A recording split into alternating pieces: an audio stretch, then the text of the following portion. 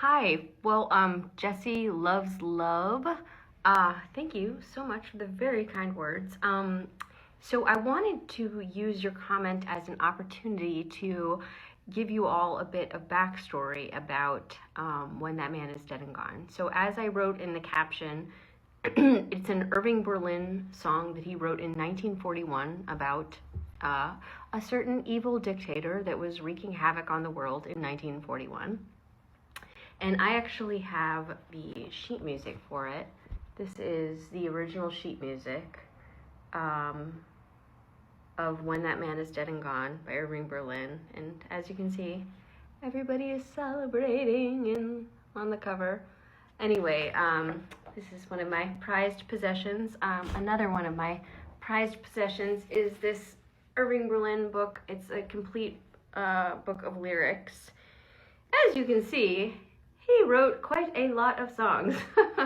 So I suppose it's not that crazy, given how prolific he was, that some of the songs didn't quite become as famous as some of his other ones. But I think this is one of his most powerful songs. And so when I discovered it, I immediately was like, I can't believe that more people are not performing this song. We actually started performing this song back in 2015. So it's been a while. Been 10 years. Wow, that's crazy. So let me tell you a bit of the backstory of this song, because there's an extra element to it that makes it even more tragic. So I fell in love with the song via a recording by a singer named Al Boley.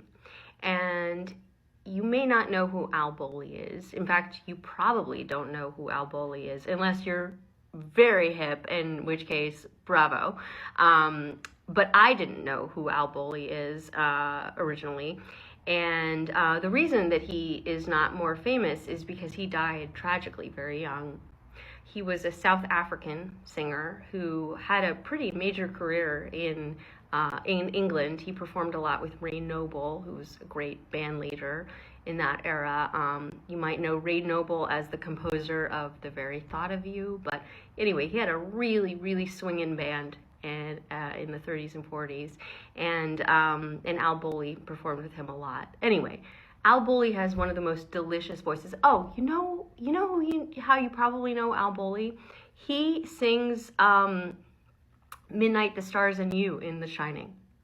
But anyway, he had this absolutely delicious, gorgeous voice and the looks to match. Utter handsome devil.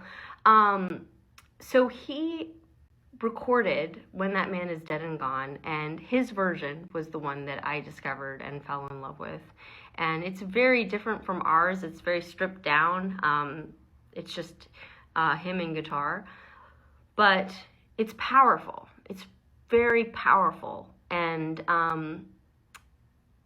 anyway, it's even more powerful when you find out that 2 weeks after he recorded this song, he left a gig, took the train back to London to sleep in his own bed, as so many of us musicians do after a gig. We just want to get home, sleep in our own bed.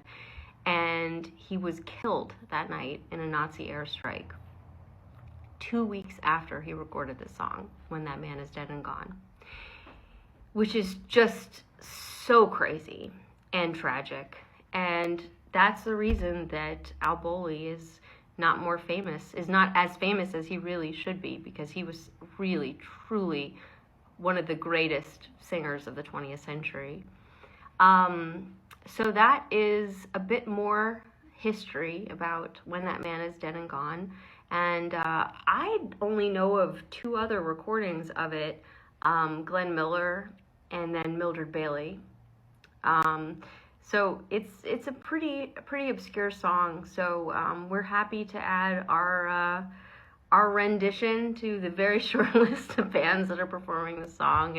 And again, thank you so much for giving it a listen. And we're really glad that it's resonating with people. That's obviously the highest praise that you can get as a musician, is that people are feeling your music. So I will bid you adieu, but thank you again for all the love, and Good night.